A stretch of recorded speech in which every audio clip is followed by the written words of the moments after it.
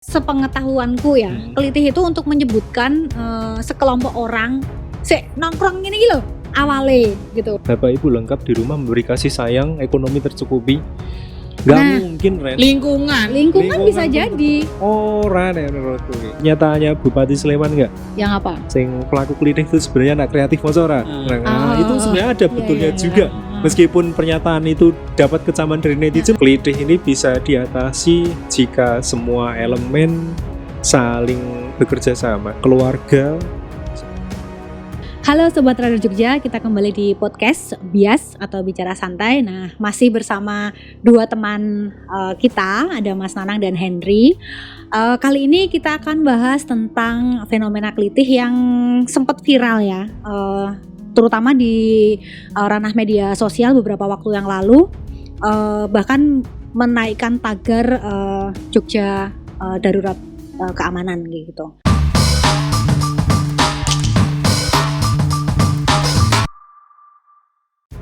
Nah, ini kita akan ngobrol santai aja bersama Mas Nang dan Henry.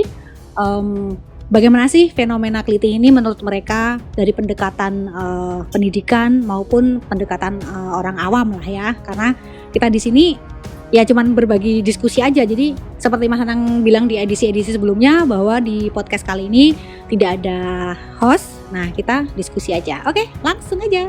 Kalau menurut kalian gimana? Maksudnya? Oke, sebentar saya tanya, kenapa tadi kamu nyebut fenomena Ren? Ya, karena di beberapa media yang beberapa akhir-akhir ini saya baca, Pak Sekda malah nggak mau disebut kelitih itu. Peristiwa ini itu dianggap sebagai sebuah aksi kriminal yang di mana-manapun, di kota manapun juga terjadi. Ada gitu ya. Seperti itu. Jadi menurut saya kenapa kamu tadi nyebut fenomena menarik buat saya. Kenapa? Karena pemerintah Yogyakarta sendiri menolak ini disebut fenomena. Nggak, cuman gini, maksudnya gini, kelitih ini dari mulai aku dulu jadi wartawan sampai aku masuk ke kantor jadi redaktur, itu selalu ada. Dan gitu. istilah kelitih itu mulai kapan coba? Nek, saya ingat kalian. Sepengetahuanku ya, kelitih itu untuk menyebutkan sekelompok orang nongkrong ini gitu awale gitu, wirawiri bareng kayak gitu. Itu kelitih, cuman akhirnya jadi kayak ada pergeseran gitu loh, pergeseran makna gitu. Bahwa kelitih itu aksi kriminal kayak gitu. Dengan menggunakan senjata tajam dengan tujuan melukai bahkan membunuh. Merusak. Ya, dan istilahnya kalau dari beberapa peristiwa yang terjadi itu kan random ya korbannya gitu. Nah, kalau pas zaman aku SMA tahun piro sih suwe banget. Jadi pas misalnya waktu aku SMA juga ada kan fenomena kelitih ini. Maksudnya kayak penyebutan kelitih itu udah ada gitu. Cuman tapi kan tidak melukai, tidak membunuh. Lebih ke tawur loh. Nah, tawur ya bitoner. Iya, cuman tawur ki cuman lebih ke antar geng sekolah gitu. Betul. Loh. Jadi dulu kan nek kita kembali ke masa-masa sekolah gitu, itu memang geng. Ya. Terus akhirnya kayak dendam-dendaman gitu. Nah, kelitih itu kan random, acak, berasal dari dendam tadi. Dan tidak gerombolan, Mas. Biasanya paling mentok 2 motor toh. Iya.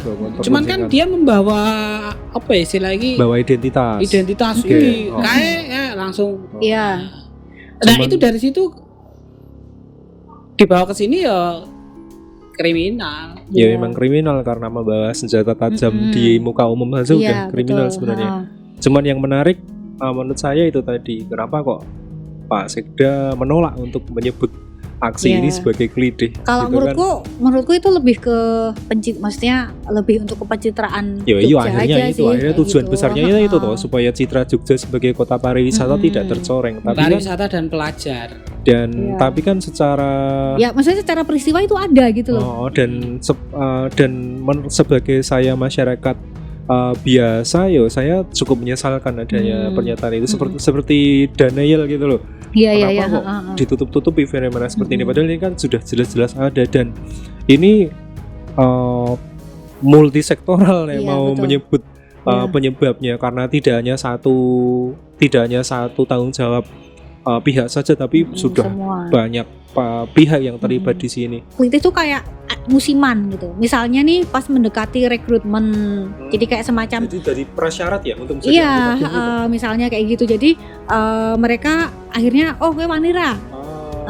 Misalnya melakukan aksi itu, misalnya kayak gitu. Nah, nanti itu jadi syarat dia bisa masuk ke salah satu. Diterima ke komunitas. Nah, sebuah ya. komunitas itu gitu. Cuman ya piye yo.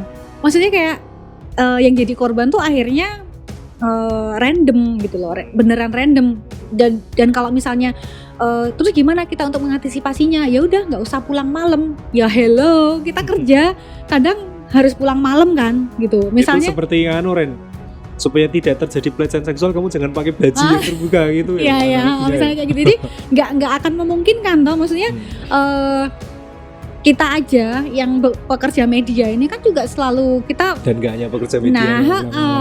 yang nggak semua. Jadi kayak misalnya nakes pun dia juga pulang malam kalau pas dapat jatah jaga malam kan, misalnya kayak gitu. Jadi sebetulnya kalau misalnya dibilang ya udah kamu nggak usah pulang malam kalau misalnya nggak mau jadi korban kelitih, ya itu bukan solusi sih kalau menurut saya. Bukan solusi. Iya kan? Solusinya apa ya, Nang? Ya berarti edukasi di sekolah-sekolah harus mungkin lebih diperbanyak lagi ya. Terus ya soal keamanan saya nggak tahu ya. Seberapa banyak sih patroli yang keliling gitu. Dan misalnya ditelisik lagi pelaku-pelaku kelitih itu, saya berani menyebut 100% pelaku kelitih itu pasti dari keluarga problematis. Iya. Kayak keluarga harmonis, dia dapat perhatian yang utuh. Nggak mungkin dini hari cari korban dengan senjata tajam seperti Iya, ya memang kalau dirunut kan rata-rata mereka nongkrong, terus kemudian yo seloy rande kegiatan, yo olahraga sedikit itu biasanya. Enggak, cuman aku heran tuh gini loh, maksudnya kalau misalnya karena nggak ada kegiatan lah. Sekarang aja misalnya nongkrong bareng, main FF apa main game gitu tuh kurang itu ekstrim. Nah, ini yang Ren, kamu baca pernyataannya Bupati Sleman nggak? Yang apa? Sing pelaku kelitih itu sebenarnya anak kreatif Mozora. Itu sebenarnya ada betulnya juga.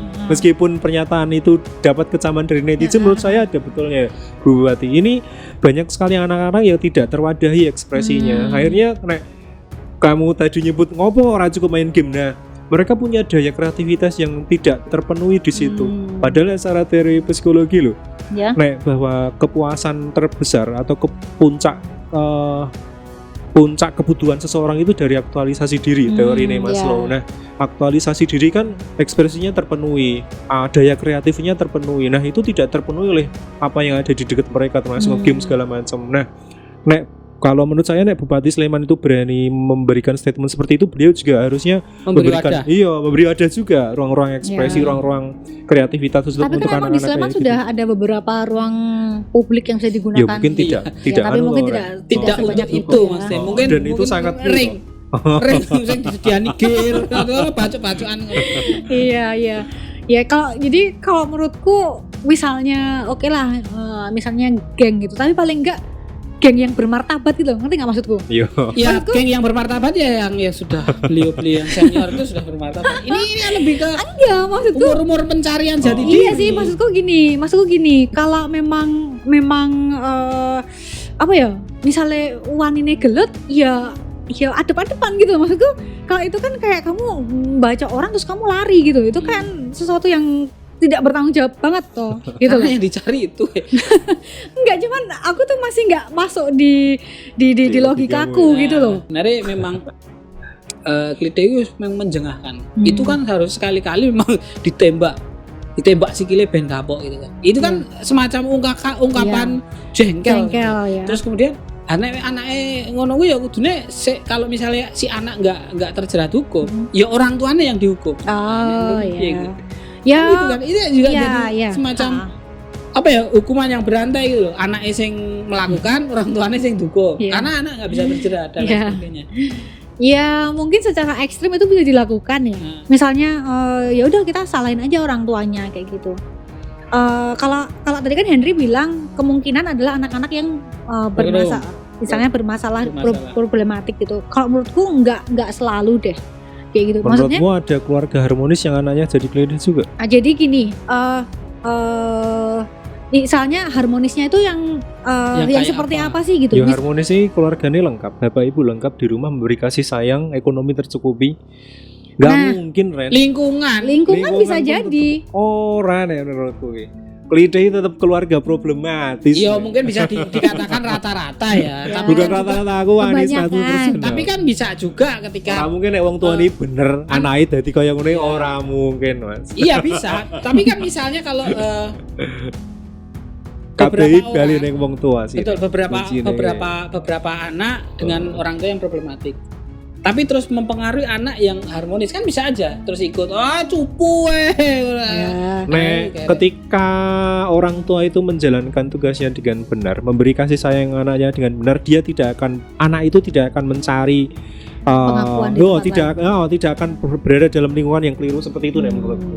Ya. Ketika anak itu mendapatkan kasih sayang cukup neng keluargane yo apik, utuh, itu dia cukup itu saja. Saya rasa dia tidak perlu mencari lingkungan yang sampai mengharuskan dia untuk menjadi klitih ya menurutku, Mas. Karena klitih ini kumpulan wadah anak-anak dari keluarga problematis, entah Berarti itu keluarga kalau- yang broken atau keluarga yang tidak menjalankan kasih sayang yang dengan benar, atau keluarga yang orang tuanya open marriage tadi kayak gitu.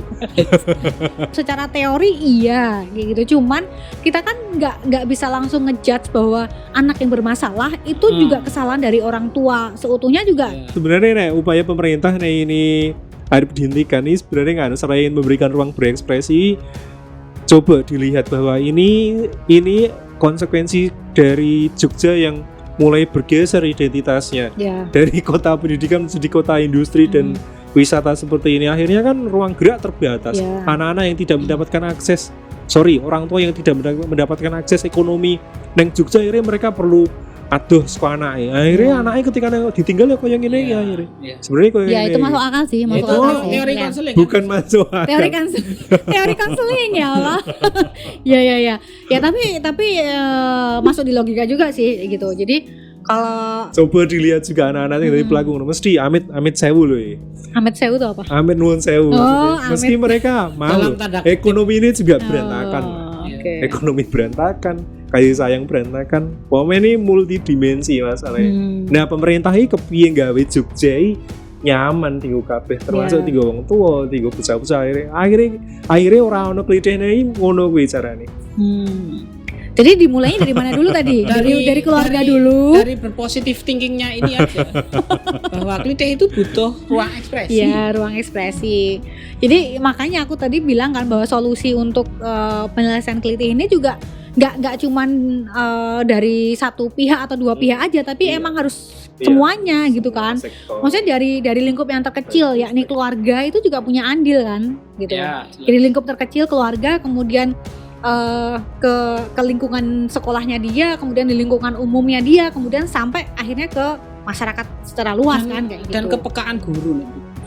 Hmm. Karena- Itu juga betul. Kepekaan guru karena kan banyak kan guru itu kan ya mohon maaf kesini kan dia hanya untuk melakukan tugasnya mengajar saja, tapi dekat dengan siswa itu juga tidak semua guru Iya, dekat dengan betul. siswa. Iya betul kan. Kok apik tumben SPD ya. Aku ki praktek ya belum sasi, mulang ya, Dek. Iya Ya. betul. Jadi memang butuh kedekatan siswa dengan guru sama halnya dengan orang tua dengan anak. Iya betul. Tapi kan menurutku di beberapa sekolah kan juga sudah dia juga sudah menerapkan komunikasi timbal balik kan antara guru dengan siswa gitu. Nah, iya memang tidak semua, kebanyakan adalah sekolah-sekolah swasta. Nah, aku nggak tahu sih kalau di sekolah negeri seperti apa. Cuman kalau menurutku kayak anakku di sekolah negeri, komunikasi dia dengan gurunya juga sudah cukup bagus. Bahkan kita misalnya ada grup paguyuban orang tua yang di situ ada gurunya, ada guru BK, Komite dan semuanya dikomunikasikan di situ Wong gitu. tua nih. Iya, maksudnya kalau menurutku kedekatan anak-anak dengan guru, kedekatan dengan orang tua, ya itu emang punya pengaruh sendiri gitu lah. Cuman kalau menurutku kita nggak hanya bisa menyalahkan satu pihak saja untuk fenomena ini gitu. Jadi ini ya kalau ini solusinya adalah solusi bersama, ya otomatis penyebabnya kemungkinan juga penyebab kita semua kayak gitu loh. termasuk mungkin kita juga punya iya andil kita ya, punya dalam- andil kayak gitu. Misalnya dalam fenomena ini. kayak Misalnya gitu. si anak itu nggak suka sama BK-nya itu. Kayaknya dia lebih banyak yang disukain. Iya. Oke nih. Kita Filmnya apa itu? enggak. Untuk closing statement deh dari kalian berdua. Menurutku kelitih ini bisa diatasi jika semua elemen saling bekerja sama. Keluarga sebagai inti dari lingkup paling kecil itu memberikan kasih sayang yang utuh kepada anaknya. Kemudian pemerintah juga melakukan kebijakan-kebijakan yang memberikan ruang-ruang gerak terhadap anak-anak itu dan kebijakan yang dalam konteks ekonomi memberikan lapangan kerja yang seluas-luasnya untuk masyarakat kita, sehingga ketika orang tua itu bisa dekat dengan anak, orang tua itu bisa selalu komunikasi dengan anak, itu anak akan di keluarganya juga akan merasa nyaman. Mereka tidak mencari kasih sayang, tidak mencari momentum aktualisasi diri di luar, apalagi di komunitas-komunitas semacam itu, karena mereka tahu bahwa mereka itu berharga di keluarganya. Kebanyakan pelaku kelitih kan karena mereka merasa menjadi sampah, baik di keluarga maupun di masyarakat. Akhirnya ya wes sisan beling, sisan nakal, sisan kaya ngene iki identitasku, seperti itu. Nah kemudian kalau dari hukum, saya nggak setuju terus terang kalau ditembak sih Kile. Bahkan dihukum mati pun saya nggak setuju. Kenapa ya? Karena itu tidak akan pernah tidak akan pernah Memutus mata berhenti, rantai ya. tidak akan memutus lingkaran ini. Jika misalnya sekolah juga menjalankan peran dengan baik, mereka bisa membangun satu kesatuan dengan alumni-alumninya, bisa ada wadah komunitas yang legal di sekolah. Itu sebenarnya sekolah punya peran yang sangat strategis dalam memutus kelitih ini. Seperti itu, Ren. Oke. Wes diborong kabeh ora ono titik komane. Intinya kan tetap komunikasi. Ya, intinya Antara orang tua dengan anak harus menjalin komunikasi, guru juga harus juga peka dengan si anak didiknya gitu. Ya mungkin itu sih. Apa diborong lu Henry kok? Oke, itu tadi obrolan kita bareng Henry dan Mas Nanang. Kita akan ketemu lagi di episode bias dengan tema-tema yang sedang hit atau sedang ramai dibicarakan oleh masyarakat. Dan jangan lupa untuk selalu subscribe, kemudian like dan komen Radar Jogja channel. Sampai ketemu lagi. Dadah. Kan temanya bisa disampaikan, boleh nanti di kolom komentar tema yang ke depan apa bisa. Padahal ratu ono komen ya dia. Oke, kamera langsung ke Mas Nanang karena Mas Nanang akan melakukan closing statement. Jangan lupa untuk subscribe, like dan komen, dan jangan lupa juga kalau memang ingin ada tema-tema khusus bisa langsung komen aja di kolom komentar. Oke, kita ketemu lagi di bias atau bicara santai selanjutnya. Bye.